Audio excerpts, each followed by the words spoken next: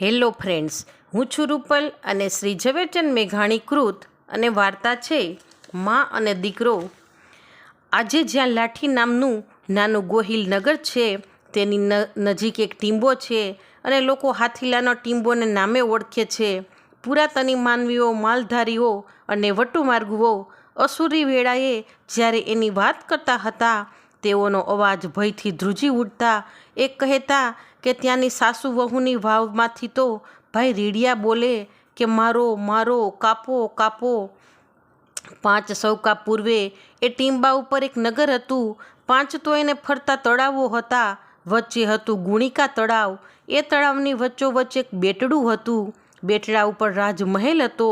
એ ગામનું નામ હાથીલા, કોઈ કહે છે હઠીલા અને આજે બોલાય છે અઠીલા. આ હાથીલા ગામના સીમાડા ઉપર 500 વર્ષે પૂર્વેના એક સંધ્યા ટાણે 2 માનવીઓ સંતાઈને બેઠા હતા. એક હતી 45 વર્ષની સ્ત્રી અને બીજો હતો 25 વર્ષનો જુવાન. વર્ણ બંનેનો શ્યામ હતો. આંખો બેઉની લીંબુની ફાળ જેવી હતી. અણસારે ચારે આંખોને મળતી આવતી હતી. સોરઠના લોકગીતોમાં ગવાય છે.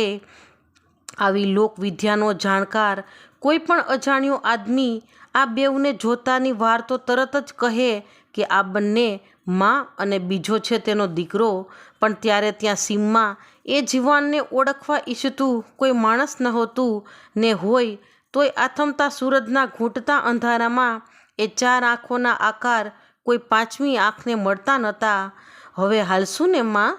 એ જુવાને કેડડાના થૂંબડા પાછળ લપાઈને બેઠેલી સ્ત્રીને પૂછ્યું. ઉતાવળો થામા ભાઈ, હજી પૂરું અંધારું પથરાઈ જવા દે, માએ જવાબ દીધો. કેડડાના થૂંબડામાંથી એક સસલો આ માનવીના બોલાસ કાને પડતા જ કાન સંકોડીને ભાગ્યો ને માએ સંચળથી ડરીને કાણું ઓઢડું પોતાના માથે ખેંચ્યું કે કોઈ આવતું લાગે છે. ના રે ના માં, કોઈ નથી આવતું. એ તો સસલો હતો. તમે તો આખો દિવસ આમ બીતાને બીતા જ ફરો છો. તમે સાવજ આવે તો પણ તમે એની સામે હુંટારા કરો છો. સાવજથી શું બીવાનું છે બેટા? બીક તો માણસને જ લાગે છે. આબરૂદારનું ઓઢણું ઓઢ્યું છે ને, લ્યો હવે ઉઠો, અસુર થઈ જશે. 2 જણાએ હાથીલાના કેડા ઉપર સંભાળથી ચાલવા માંડ્યું. ચાલતા ચાલતા દીકરાએ વાત શરૂ કરી. આપણી ઓળખાણ કોઈનામાં માન્યમાં નહીં આવે તો માં? ધીરો બોલ, ટાઢો પહોર છે બેટા. ગાવ ગાવ માથે બોલ સંભળાય. ન ઓળખે એમ હોય. તારો ચહેરો મોરો ને તારી બોલાસ એ તો બદલ, એના જેવા જ જોઈ લ્યો. હું થોડી વિસરી શકી છું. હું એક જ દી ને એક રાતની જ ઓળખાણવાળી છું. અને એના સગા મોટા ભાઈ કેમ નહીં ઓળખી શકે? એને નાનેથી મોટા કરનારી એની ભોજાઈ શું એને નહીં ઓળખે? હેમાં, સાચું જ કહો છો?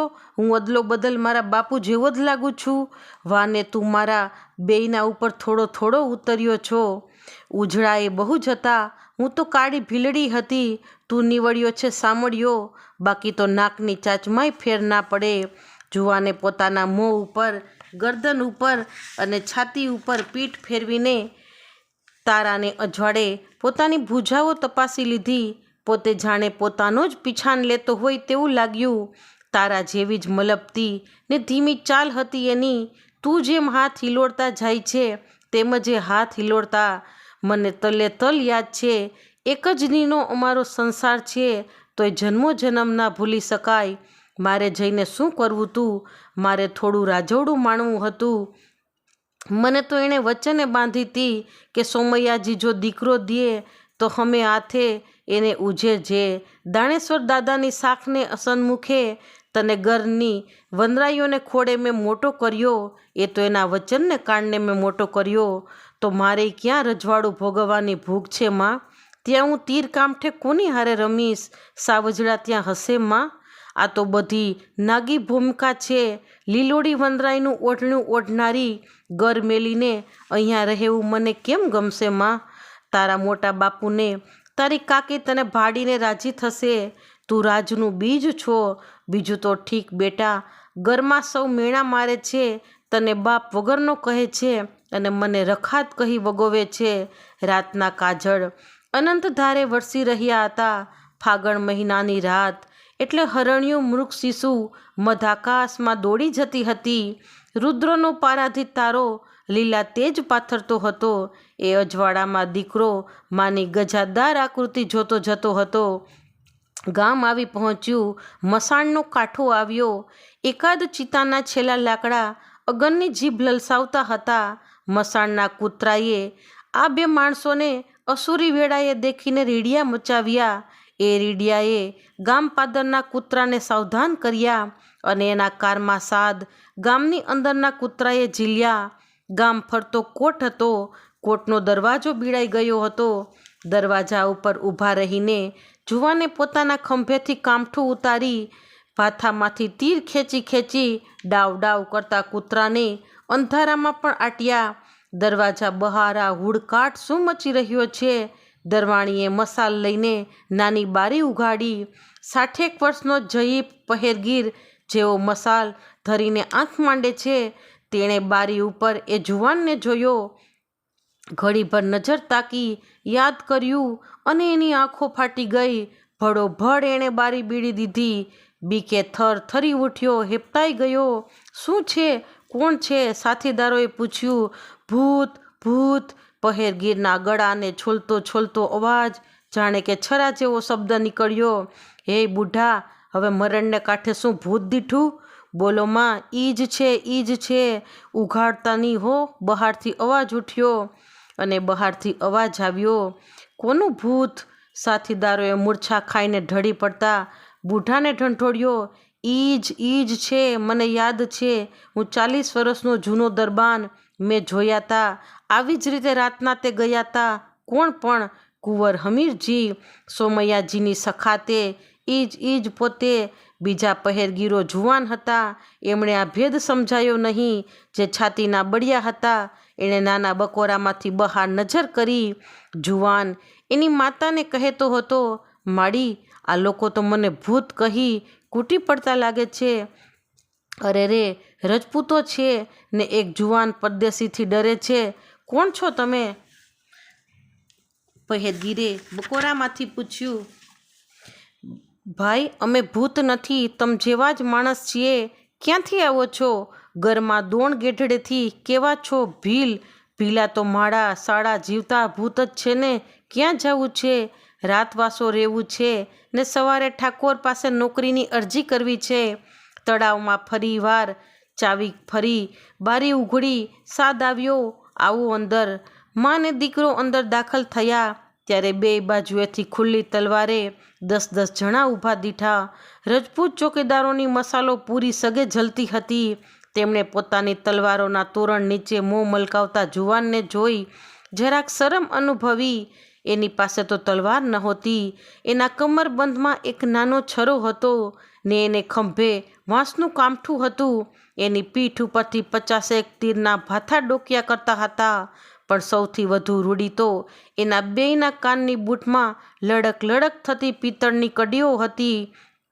એના કાંડા ઉપર ચપ્પોચપ ભીડેલ એક લોઢાનું કડું હતું.